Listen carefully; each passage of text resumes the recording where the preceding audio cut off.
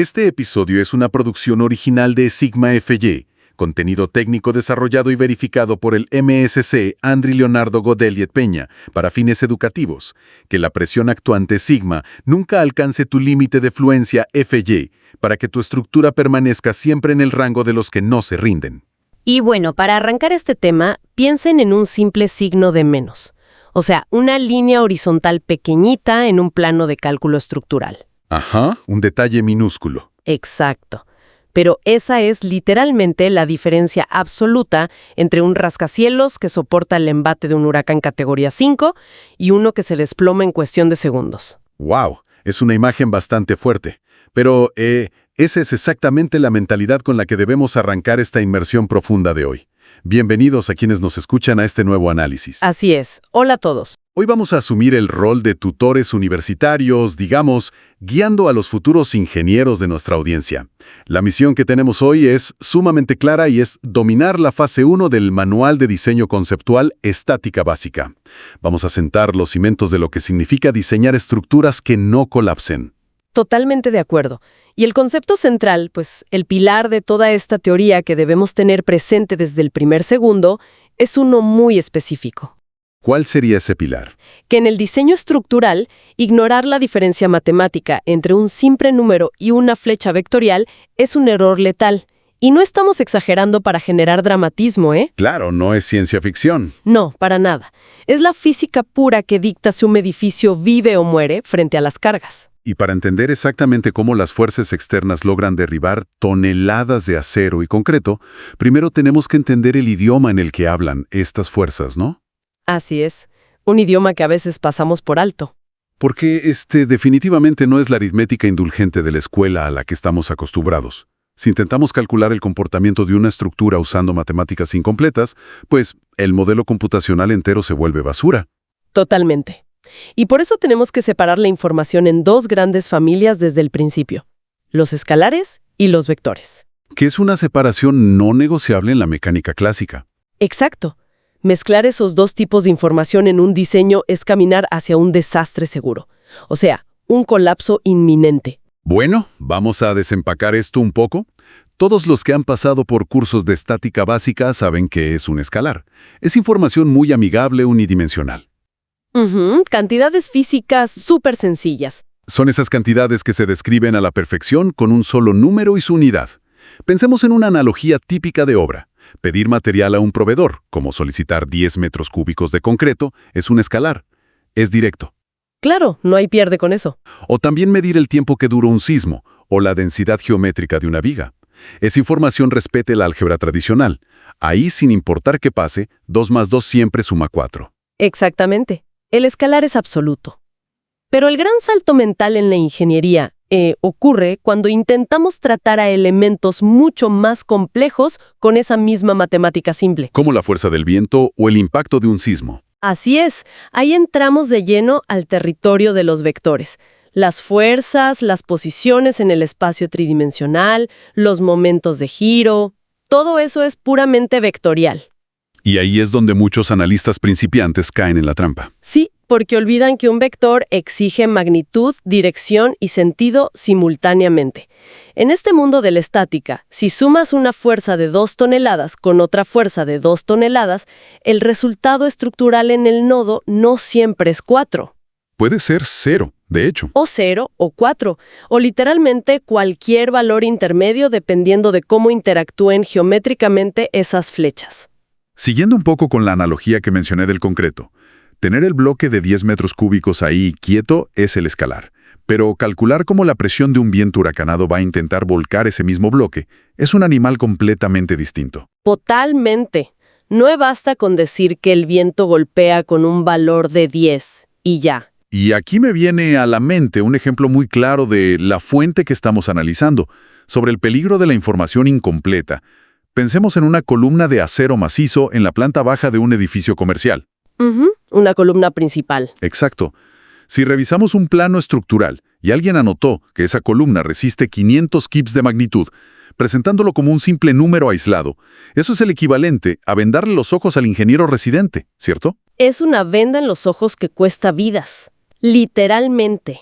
Decir que una columna resiste 500 kips como si fuera un número escalar es una aberración técnica. Fuerte declaración, pero muy cierta. Es que le falta todo el contexto espacial que define cómo sufre el material. Esos 500 kips, ¿qué están haciendo exactamente en el espacio? Claro, ¿hacia dónde van? Están aplastando la columna hacia abajo en un estado de compresión axial. O tal vez están intentando arrancarla de sus cimientos en un estado de tensión. O incluso podría ser un esfuerzo cortante lateral, intentando cizallar el acero por la mitad, ¿no? Exactamente. Y el acero responde de forma completamente distinta a cada uno de esos escenarios de carga. Drásticamente distinta. Un perfil de acero estructural puede soportar fuerzas de tensión inmensas, fluyendo y estirándose de manera súper segura. Es su punto fuerte. Pero si aplicas esos mismos 500 kips en compresión, el elemento puede sufrir inestabilidad y pandearse muchísimo antes de alcanzar su límite real de resistencia. Así es. Darle a un constructor números vacíos en lugar de vectores completos es jugar a la ruleta rusa con la integridad de la obra entera. Bueno, sabiendo entonces que un vector no es un número simple que podamos sumar en una calculadora de bolsillo, la mecánica nos obliga a aprender sus propias reglas de juego. Reglas que son fundamentales para la supervivencia del edificio. Si queremos que las estructuras se mantengan en pie, tenemos que dominar estas operaciones antes de tocar un solo plano de diseño. Y entiendo que estas reglas operativas, validadas por eminencias de la estática como Beer y Johnston, son sumamente estrictas. Son inquebrantables. Y la operación más fundamental para empezar a entender este idioma matemático es la multiplicación o división de un vector por un escalar. Que suena complicado, pero en realidad es muy visual. Básicamente, es ver qué pasa cuando la fuerza física real se encuentra con un factor numérico en el papel. Oye, y cuando reviso normativas de la vida real, como el código ACI para el diseño en concreto, o el código AISC para acero estructural, veo esto todo el tiempo. Sí, es el pan de cada día en las oficinas de cálculo. Los ingenieros toman la carga muerta de un edificio, representada usualmente con la letra D, y la mayoran multiplicándola por 1.2 o 1.4. A simple vista eso parece matemática de primaria. Parece una cuenta sencilla de supermercado. Pero físicamente, lo que estamos haciendo es tomar el vector real de la gravedad y estirarlo para comprar un margen de seguridad, ¿no es así? Es una lectura perfecta de lo que ocurre detrás del reglamento. Al multiplicar la carga muerta por 1.2, estás haciendo una multiplicación escalar perfecta y pura. Ajá. La fuerza de gravedad sigue apuntando hacia el mismo lugar, o sea, directo hacia el centro de la Tierra. La inclinación o dirección de la flecha no cambió absolutamente nada. Solo creció en tamaño. Exacto. Lo único que ocurrió es que la flecha teórica de impacto es ahora un 20% más larga. Aumentaste la magnitud sin alterar su viaje en el espacio. Pero, a ver, ¿qué ocurre si el factor por el que multiplicamos es negativo? Porque en el álgebra vectorial un signo de menos no significa simplemente restar una cantidad y ya. Uy, no.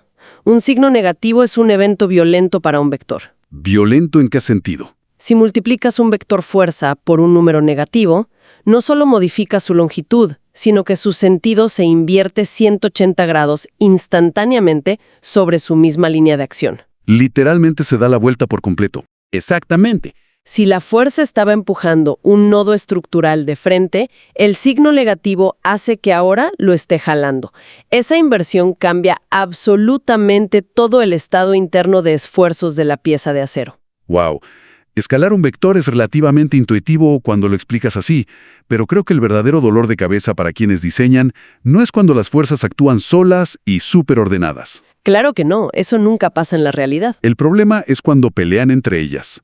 ¿Qué pasa cuando una carga de viento lateral y una carga gravitacional vertical golpean la misma unión de acero exactamente al mismo tiempo? Es ahí cuando las matemáticas simples se rinden. Sí, como dijimos hace un momento, 3 kips hacia el norte y 4 kips hacia el este no suman 7 kips de impacto en total. ¿Cómo determinan los ingenieros la carga real que siente ese perno o esta placa de conexión? Esa es la pregunta que define la transición de la aritmética tradicional a la física pura. A ver, explícanos eso. Cuando fuerzas no paralelas convergen en un mismo punto estructural, La mecánica clásica nos exige que abandonemos la suma de la calculadora y abracemos de lleno la geometría y la trigonometría. Tenemos que dibujar el problema. Tenemos que encontrar el resultado de esa pelea física. A eso lo llamamos la fuerza resultante, o simplemente R mayúscula. Es reemplazar todo ese caos de múltiples fuerzas interactuando por una sola flecha equivalente. ¿Una flecha que hace exactamente el mismo daño o ejerce el mismo efecto en la estructura, no? Tal cual. Y para encontrar esa resultante, los manuales clásicos nos enseñan métodos gráficos. Aunque explicar dibujos en un formato de audio es un poco tedioso, así que vamos a intentar visualizarlo con el comportamiento físico. El enfoque clásico del que hablan Beer y Johnston es la famosa ley del paralelogramo. Exacto. Para no verlo como líneas aburridas en un papel, imaginemos dos remolcadores masivos en el mar. Ambos intentan arrastrar un buque de carga gigante desde un mismo punto de anclaje. Ok, tengo la imagen en la cabeza. Un remolcador tira con toda su fuerza un poco hacia el norte y el otro tira un poco hacia el este. El buque de carga, obviamente, no puede seguir a los dos al mismo tiempo. Se partiría a la mitad. ¡Claro! Así que la física lo obliga a tomar un compromiso. El buque terminará viajando por una ruta diagonal, justo por el medio de los dos remolcadores. Ya veo, promediando el esfuerzo. El paralelogramo geométricamente. Es la fuerza negociando su camino final a través del espacio. Ahora, por otro lado, está la regla del triángulo, que entiendo es el enfoque que promueve Hibeler en su doctrina para facilitar un poco más los cálculos analíticos. Sí, es un enfoque mucho más directo para los números. En lugar de ver a las fuerzas naciendo del mismo punto central, las vemos conectándose una detrás de otra, como si estuviéramos trazando una ruta paso a paso en un mapa, ¿verdad? Exactamente, esa es la visualización. Caminas 3 kilómetros al norte, luego desde ese punto exacto caminas 4 kilómetros al este. Y la resultante sería la línea recta desde donde empezaste originalmente hasta donde terminaste al final. Y analíticamente usamos la ley de los cosenos para calcular qué tan larga es esa línea recta diagonal y la ley de los senos para saber exactamente qué ángulo tiene de inclinación. Pura trigonometría de preparatoria aplicada a edificios masivos. Sí, pero te digo algo, lo verdaderamente fascinante de la regla del triángulo no es su facilidad matemática a la hora de resolver el examen. ¿Ah, no? ¿Qué es lo fascinante entonces? Lo fascinante es que nos revela un secreto muy profundo sobre la naturaleza misma de las cargas. Nos enseña el principio del camino más corto. O sea, ¿el camino de menor resistencia para la energía? Correcto. Piensa en esa fuerza resultante que cierra ese triángulo geométrico en el papel. Es la línea directa e ininterrumpida que conecta el origen del problema con el destino final. Ajá. Mente perezosas, digamos. Quieren llegar al suelo, a la cimentación sólida, gastando la menor cantidad de energía posible en el trayecto. Y si extrapolamos este concepto geométrico al diseño de grandes infraestructuras reales, nos damos cuenta de que rige por completo cómo se conciben los megaproyectos, como los puentes colgantes o las inmensas armaduras metálicas en los techos de los estadios olímpicos. Totalmente. Porque el trabajo del ingeniero estructural, en su esencia más pura, no es pelear a lo bruto contra la fuerza. Sino construirle una autopista segura para que baje al suelo sin destruir nada. Es la definición perfecta de nuestra profesión.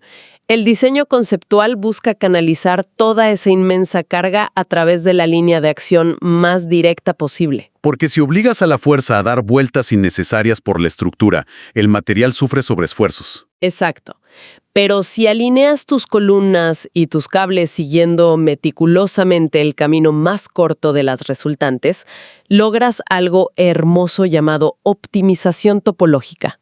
Que suena a ahorrar muchísimo dinero en la obra. Ahorras miles de toneladas de acero, reduces los costos drásticamente para el cliente y la estructura responde de manera mucho más eficiente y natural ante los sismos o vientos. Bueno, sabiendo que buscamos optimizar esa ruta directa hacia la Tierra, necesitamos abrir el capó de la fuerza y diseccionar la flecha misma, ver de qué está hecha. Hay que hacerle una autopsia al vector. Porque este ente vectorial tiene una anatomía absolutamente indisoluble. Son 4 componentes, 4 órganos vitales, por así decirlo. Y me parece increíble que, si el ingeniero altera uno solo de estos componentes, el comportamiento de todo el edificio cambia de manera radical. Sí, ninguno de los 4 puede existir en el vacío o por sí solo.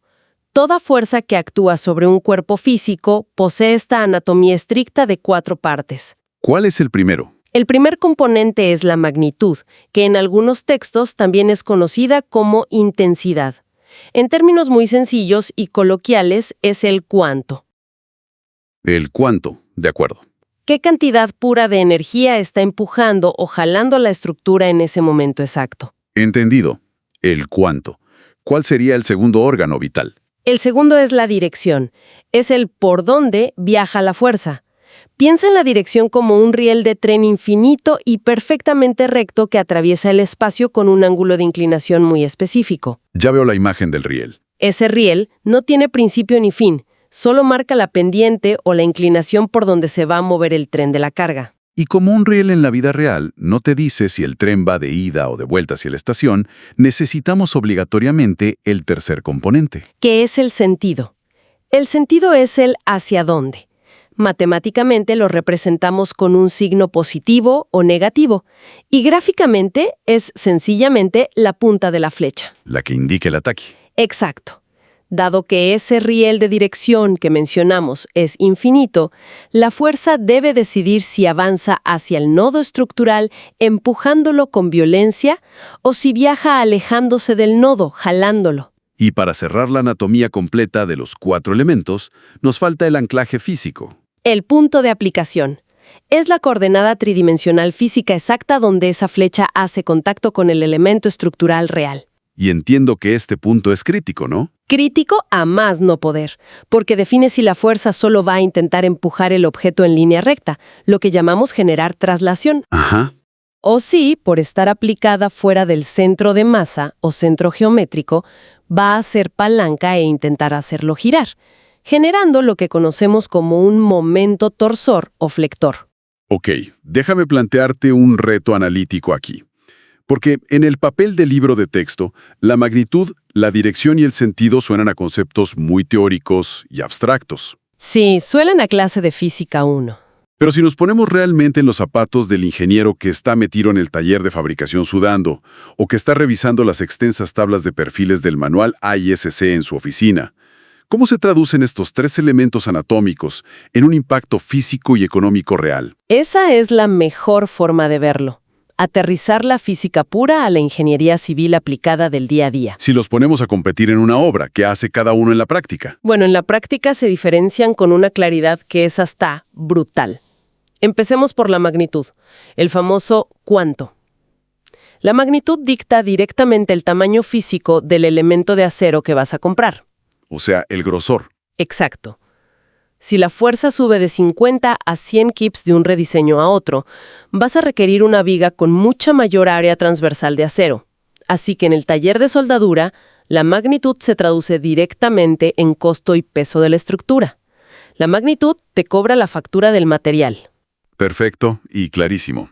Magnitud igual a tamaño y dólares en el presupuesto. ¿Y qué pasa con la dirección? La dirección es la administradora. Es la que dicta la distribución interna del castigo dentro de la pieza. ¿Cómo así? Cuando una fuerza golpea una estructura en un ángulo determinado, esa inclinación matemática decide qué porcentaje de toda esa energía se va a comportar como una fuerza axial que intenta aplastar el elemento a lo largo. Ajá. Y qué porcentaje sobrante se va a desviar como un esfuerzo cortante lateral que intenta rebanar la placa base. La dirección descompone y reparte el impacto. Lo cual nos deja con el último elemento, el sentido. La punta de la flecha. Y el sentido es, te lo garantizo, el más dramático de los 3 en la vida de un estructuralista, porque el sentido dicta el mecanismo de falla crítico de la edificación. Que es lo que mencionamos casi al principio, ¿verdad? Exactamente. Si el sentido indica que la flecha jala, el acero entra en estado de tensión y puede fluir y deformarse de manera súper segura y predecible. Pero si el sentido indica que empuja, tu teoría teórica de estática que hemos desarrollado hasta ahora, creo que es el momento perfecto de llevar estos componentes anatómicos, el cuánto, el por dónde y el hacia dónde, a una situación realmente extrema. Un escenario en obra donde aplicar mal esta geometría vectorial tiene consecuencias catastróficas e irreversibles. Y hay un caso de diseño muy particular, extraído directamente del material verificado de Sigma Phi, que ilustra esta pesadilla a la perfección. Sí, El escenario definitivo donde la teoría no admite ni un milímetro de margen de error. Visualicemos esto. Imaginemos un inmenso galpón industrial ubicado en una zona costera de alto riesgo. Dentro de la estructura principal, el diseñador colocó un arriostramiento diagonal. Una riostra para darle estabilidad lateral. Exacto, un tubo de acero súper robusto, de perfil HSS, cruzando para darle rigidez al marco. Y de pronto, este galpón es impactado de lleno por los vientos sostenidos de un huracán masivo. Analicemos cómo la anatomía detallada del vector define el destino trágico o no de ese tubo. Comencemos analizando el rol de la magnitud en medio del caos de esa tormenta. Digamos que el huracán inyecta una fuerza bruta lateral al marco estructural de 100 kips. Que es una carga descomunal para un solo elemento. Sí, es enorme. Si fuera solo una brisa pasajera que generara 10 kips de magnitud, el constructor podría haber usado un tensor de acero delgadito y súper económico. Una varilla casi. Pero no fue así. No, como esos 100 kips exigen muchísima área física para poder disipar la energía cinética de forma segura, la normativa vigente te obliga a instalar un perfil HSS grueso, pesado y sumamente costoso en dólares. Ahí confirmamos la primera regla empírica del taller. La magnitud demandó un tamaño enorme y encareció drásticamente el presupuesto del proyecto. Exacto. Factura pagada. Bien, ahora tenemos un tubo de acero muy grueso y supuestamente resistente gracias a que respetamos la magnitud. Ahora evaluemos cómo está instalado físicamente en la obra. El tubo cruza el marco metálico formando un ángulo perfecto de 45 grados respecto al piso de concreto horizontal. Ese es el rol de la dirección en este escenario. Y esa inclinación específica a 45 grados no es un capricho estético del arquitecto, te lo aseguro. Es una solución de optimización geométrica brillante del estructurista. ¿Por qué a 45 y no a 30, por ejemplo? Porque al configurar el riel de acción a exactamente 45 grados, la dirección toma el problema gigantesco inicial de los 100 kips y lo divide equitativamente por pura trigonometría espacial. 50 y 50, digamos. Más o menos en impacto. Envía 70.7 kips a viajar horizontalmente como esfuerzo cortante directo hacia los anclajes de la base, y los otros 70.7 kips los dirige verticalmente como esfuerzo axial puro hacia las zapatas de fundación. O sea que la dirección actuó literalmente como un filtro protector, distribuyendo el castigo para que ningún nodo frágil reciba el impacto destructor completo de los 100 kips. Así es la administración perfecta de la crisis. Viéndolo así, el panorama en el galpón parece completamente estable. Tenemos la masa bruta necesaria que pidió la magnitud y tenemos la distribución inteligente de cargas que nos dio la dirección a 45 grados. El galpón debería sobrevivir la noche sin problemas. En papel, sí. Debería estar intacto al amanecer. Pero, como sabemos quienes estudiamos estos fenómenos, el comportamiento real de un huracán es inherentemente caótico y envolvente en el espacio. Y aquí es donde entra a jugar el rol del sentido. Y esta minúscula punta de flecha en el plano marcará la absoluta diferencia entre la supervivencia estructural y el colapso inminente en segundos. Es el clímax del diseño. Visualicemos primero el escenario A para la riostra.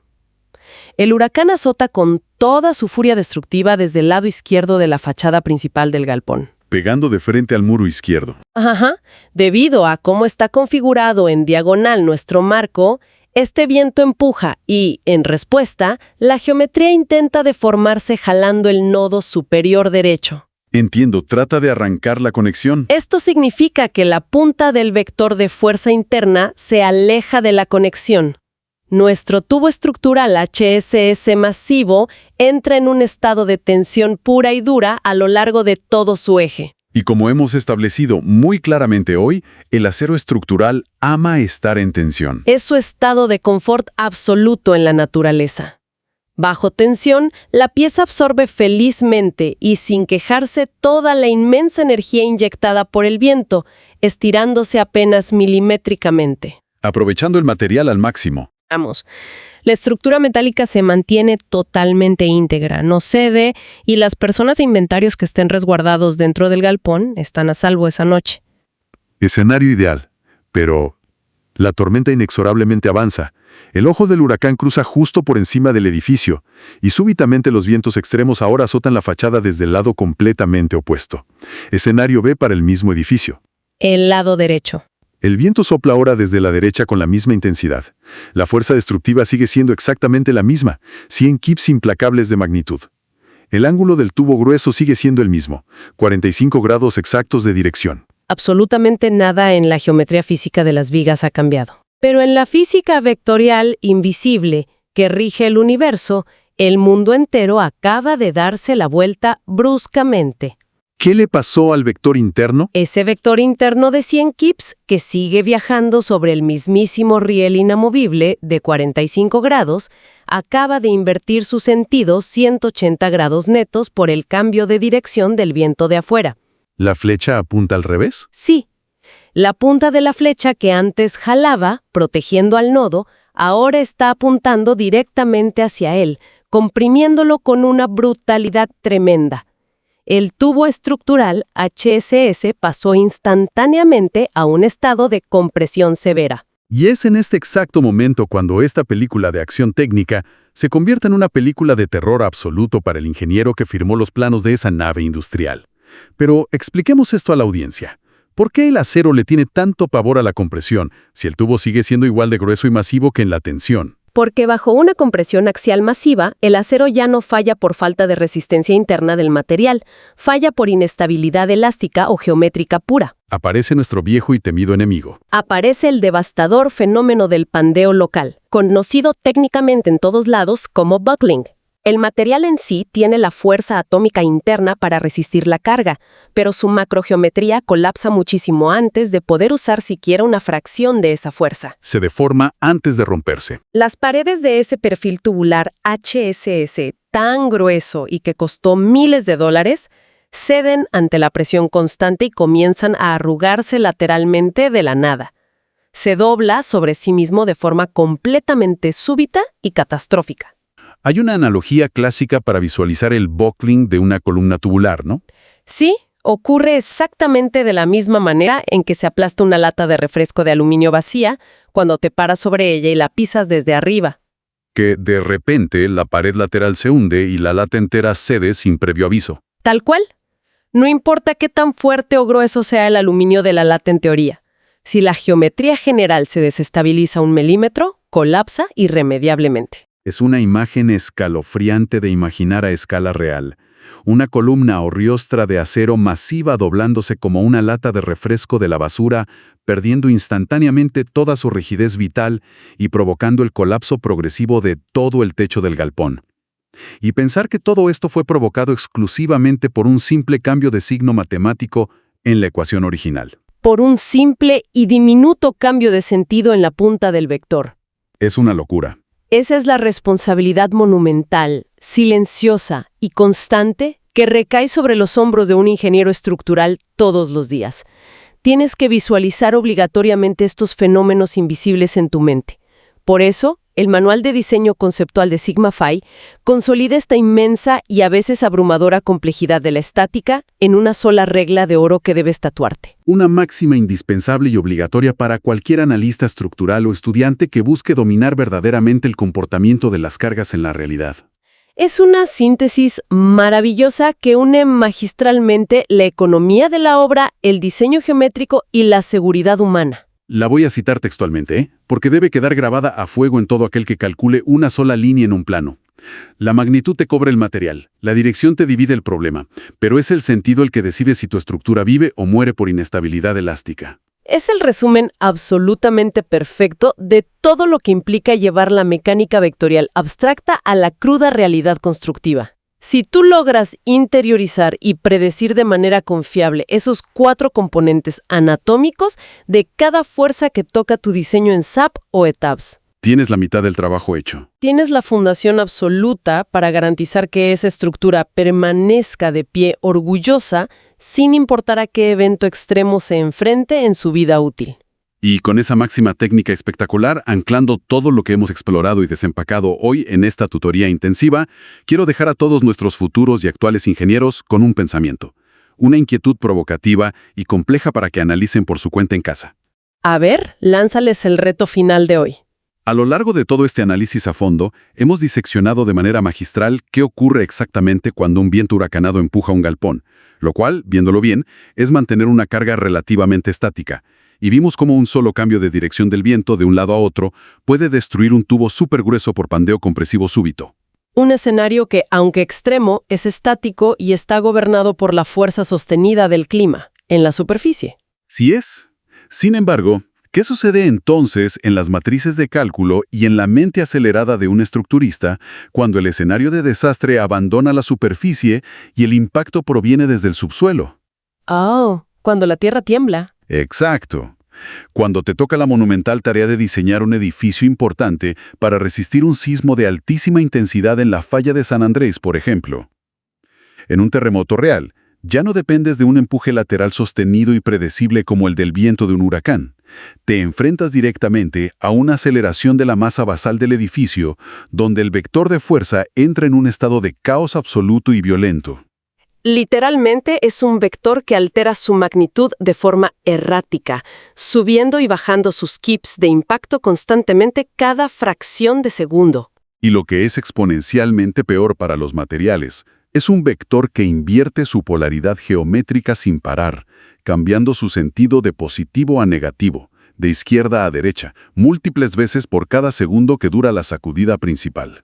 Solo imaginen por un segundo lo que debe soportar esa pobre y exigida junta estructural de acero. Con perfiles robustos y columnas principales pasando de la relajante y segura tensión elástica a la mortal e inestable compresión de buckling en menos tiempo del que dura un parpadeo humano.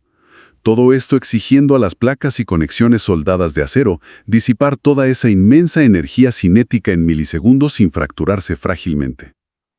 Es un verdadero caos dinámico tridimensional, un misterio matemático en la matriz de rigidez donde los vectores bailan a un ritmo destructivo incesante que no te da tregua. Pero bueno, dominar las complejas reglas de ese desafío vibratorio y dinámico será la misión central y exclusiva de una próxima exploración técnica en este espacio. Por el día de hoy, y viendo la profundidad a la que llegamos, considero que nuestra audiencia y nosotros hemos superado con creces los objetivos de la fase 1 de nuestro manual. Totalmente superada. Contenido protegido por Sigma Phi. Se lee Sigma FY. Prohibida su reproducción sin autorización del autor.